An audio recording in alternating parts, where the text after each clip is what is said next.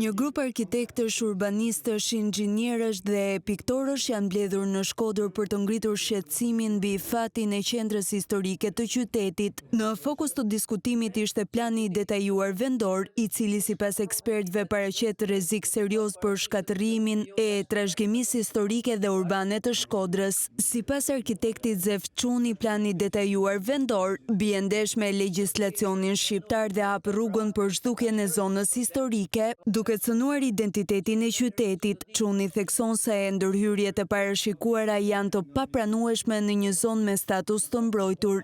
Ky plan i detajuar vendor është faktikisht totalisht një shkelje të gjitha ligjeve të shtetit shqiptar. Plani ka ndërhyrë brutalisht duke rrit katet në mënyrë absurde, gjë që nuk e lejon ligji. Ata janë shpallë në gjendje dhe ligji thotë duhet respektohet mallësia, forma, volumi, detajet arkitektonike që ka, nuk preket ashtë. Qëllëdëmtimi në zhdukjen e zonës historike. Edhe inxhinierja Zenepe Dibra ka ngritur alarmin për ndërhyrjet në qendrën historike, të cilat sipas saj janë të ndaluara me ligj. Ajo kujtoi se disa monumente kulture në Shkodër ndodhen tashmë në gjendje të rëndë dhe rrezikojnë shkatrimin e plot. Me ligj është e përcaktuar që në këtë zonë nuk duhet të ndërhyhet në asnjë mënyrë.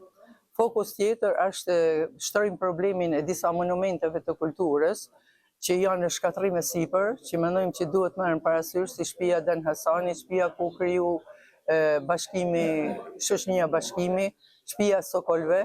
Këto ndërtesa duhet të rikonstruktohen edhe të kthehen në objekte si për shembull muzeume. Gjatë takimit u theksua gjithashtu mungesa e plotë e dëgjesave publike për këtë plan, ndërkohë që ai është miratuar nga kryetari i Bashkisë Shkodër, Benet Beci, pa një proces transparent dhe gjithëpërfshirës për komunitetin dhe specialistët e fushës.